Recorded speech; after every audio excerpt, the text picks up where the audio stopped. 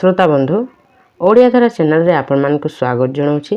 आमे आज शुणा मला जह्न पुणेई आग दिन राति घड़िक बेलू मु आ बौल दुहे मिसी घर दुआर सबू लिपापोछा कलु।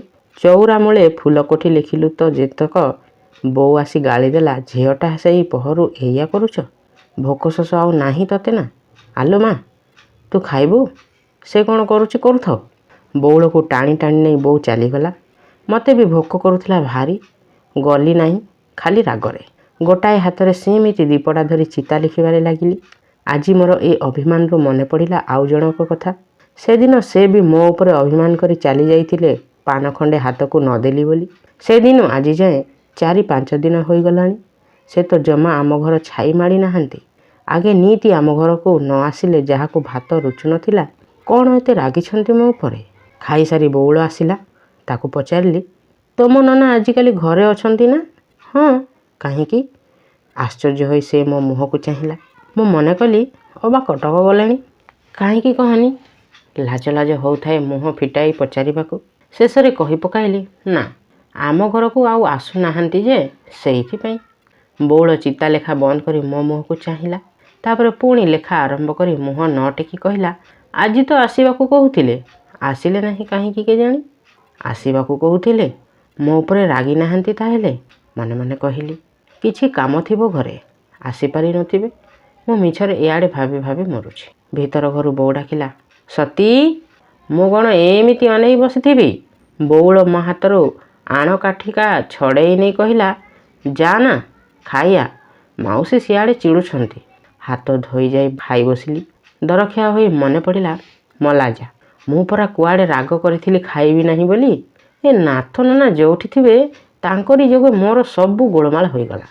पुणेई दिन संज घंटा बाजिबा पहड़ को आगरू तोटा उहाड़े महताप मारी रूपा परात परी कुआर पुणेई जह्न उई आसिला। अंधारर अमुहा देउल भितरे जेमिति किए जाली थोईदेला अखंड अगरुबती। नड़िया गछ मथान उपरे रूपेली फंदटी तार भल करी न दिसुणु गाँ जाक हुलहुली रे उछुली पड़िला। एई कुआर पुणेई जह्न जहाकू देखिबो बोली जह्नी फूल एते दिन जाक मौली न थाए। जह्न राइजर राणी ए जह्नी फूल चांदर भारीजा हलदिया पाखुड़ारे सेथिपई तार जह्न आलुओ दिसुतिला सबुठाऊ तोरा सबुठाऊ सुंदर। बारीपट खोलारे बौल हेरिकांक सांगे खेलुची। बौ आसी केतेबेलू मो पाखरे ठिया होईची केजाणी। मते चाहिबार देखी कहला धन्य रे झियो कानरे पत्थर पकई खेलु ना कौन। सेई पहरु डाकी डाकी मोर पचा तंटी फाटी गलानी। दे आइआड़े। बौ पछे पछे भीतर घर को गली। थाली रे कहा पाई भोग बाढ़ी से कहला गलु पान 2 खंड भांगी देबू नाथ नना पाई तोर मु भोग देई आसे। नाथ नना केतेबेले आसिले मु तो जमा जानी पारी नहीं। मते आउ देखि नथिबे तो एमिति फांगुला होई खेलिबार जेबे बारीपट को कहीं जाइथिबे। छी छी कि लाज कथा। पान नहीं बाहर को आसिली। खाई सारी नाथ नना हाथ धोउथिले। मते देखि पाख को आसिले। जोर करी सबू लाज पछकू पकाई 4 खंड पान तांको हाथ को बढ़ाई देली। एते दुष्ट पुणी से सबू देखी न देखिला परी रहिले। पुणी मुरुकी मुरुकी हसुथांती ना आहुरी। बहु चेष्टारे मुह फिटाई कहली पान नियो। मो हाथ थरु थाए। से हाथ बढ़ाई पान नेले। आउ हाथटा को मोर जोरे टिके चिपी दे पचारिले मते खोजुथिलु कि काली। निशी कहूथिला एड़े दुष्ट एड़े डबडीबिटा नाई बौल जाई मो नारे यांको आगरे कौन सते कहिचिटी। छी छी लाजरे पाटिरो मोर कथा बाहरिला नाही कहिबाकू जे ए कथा सब मिछ। बौल मिछरे जाई मो नारे लगेइछि कहली। मते चुप होई रहिबा देखि से कहिले जहा पाई मोर एठिके आसीबा से तो एमिति लाज करे मते कथा कहे नाही आउ आसीबी कहा पाई। बौल आसी केतेबेले मो पाखरे ठिया होइछि मु जाने ना। नाथ नाना ताकू पचारिले किलो निसी जीवु ना मो संगे आ। तापरे खंडे दूर आग को जाई फेरिले हौ था तेबे तो बौल पाखरे आजिक सकाळे आसीबो। से चली गले। खुंटा उढाଳରେ तांकर जरी चादर कानी जोठी लुचि जाइथिला सेई आड़कू चाही मोर खाली तांकरी कथा पदक मने पड़ुथाए। मोरी पई से तो खाली एठिके आसंती ना कौन सते। छाती भितरे मोर सुखर जुआर उतुरी उठिला जेमिति। मोरी पई मते देखिबा लोभरे से आम घर को आसंती आउ कोथि पई नुहे। एई कथा पदक 100 थर मुहरे आवृत्ति करी हजार भली मनरे अनुभव करी जेमिति मोर तृप्ति हैला। दंडक आगरू बौल उपर सबू अभिमान जाक कुआड़े लिभि शीतल होईगला। फूलरे मोर सबुदिने सरदा ବାରିପଟେ ଛୋଟ କିଆରିଟିରେ ସେଥିପାଇଁ କେତେ ଫୁଲ ଗଛ ଯେ ଆଣି ଲଗାଇଥାଏ ତା'ର ସୀମା ନାହିଁ।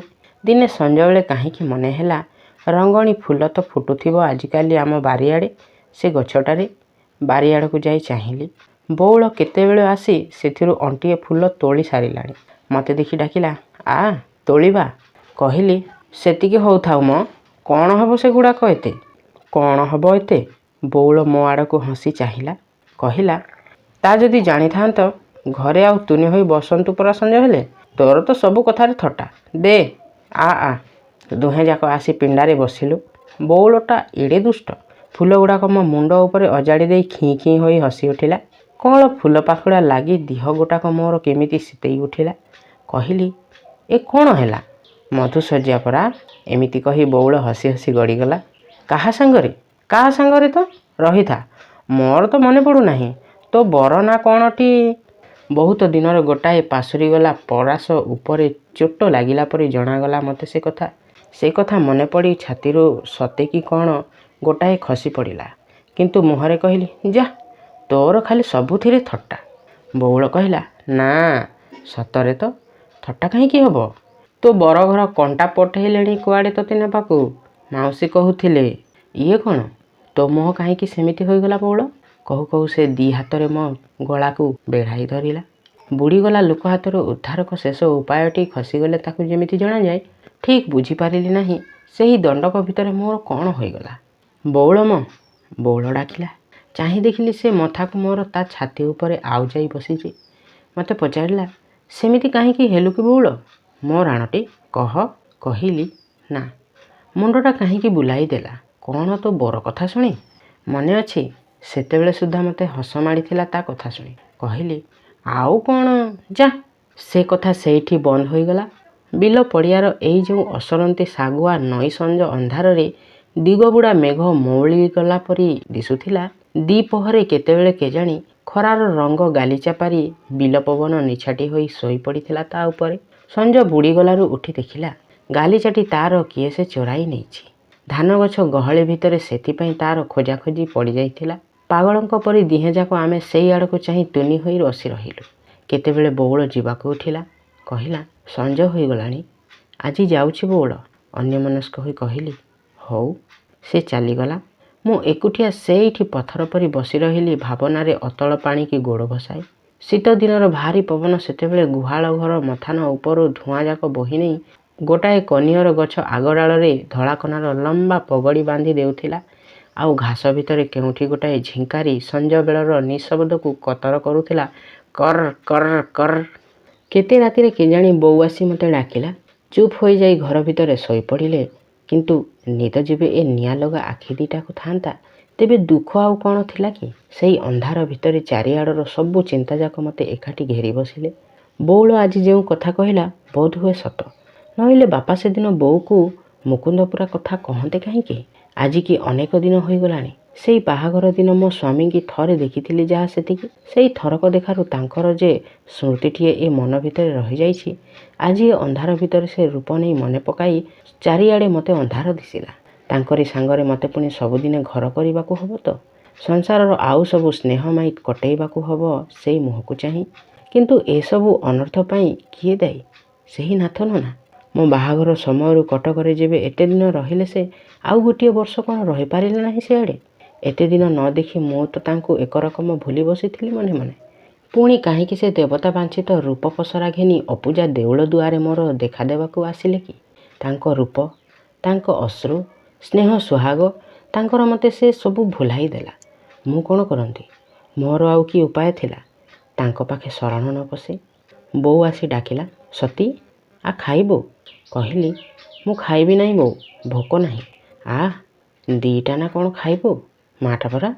ବ୍ୟଥା ଆଉ ଆଘାତ ଶୂନ୍ୟତା ଭିତରେ ଏଇ ପଦକ କଅଁଳ କଥାରେ ଦି ଆଖିରୁ ଝରଝର ହୋଇ ଲୁହ ଝରି ପଡ଼ିଲା। ଏଡ଼େ ଅନ୍ଧାର, ଅଥଚ ବୋଉ କେମିତି ଜାଣିପାରିଲା କେଜାଣି ମୁଁ କାନ୍ଦୁଛି। ପାଖକୁ ଆସି ପିଠି ଆଉଁସି ଦେଇ ପଚାରିଲା, ଦିହ କ'ଣ ହେଉଛି କି ମା? କହିଲି, ମୁଣ୍ଡ ବତଉଛି ଭାରି। ଭାତ ଖିଆ ପଡ଼ି ରହିଲା ସେମିତି। ପାଖକୁ ଆସି ସେ ମୋତେ ବିଞ୍ଚି ବସିଲା। ତା ଭିତରେ କେତେବେଳେ ମୋତେ ନିଦ ହୋଇଗଲା ମନେ ନାହିଁ। ତହିଁ ଆରଦିନ ଘରେ ବସି ଗୁଆ ଭାଙ୍ଗୁଛି। ବଉଳ ବୋଉ ବଡ଼ ମା ଆସିଲେ ଆମ ଘରକୁ ବୋଲି। ଅନେକ ଦିନ ରୋଗ ଭୋଗୀ ବୋଉ ସେଦିନ ଟିକେ ପିଣ୍ଡାରେ ଆସି ବସିଥିଲା। ବଡ଼ ମା ପଚାରିଲେ, କିଲୋ କ'ଣ ସବୁ ହେଉଛି? ହବ ଆଉ କ'ଣ, ଆସ। ବୋଉ କହିଲା, ଆଜି ଅପୂର୍ବ କୁଆଡ଼େ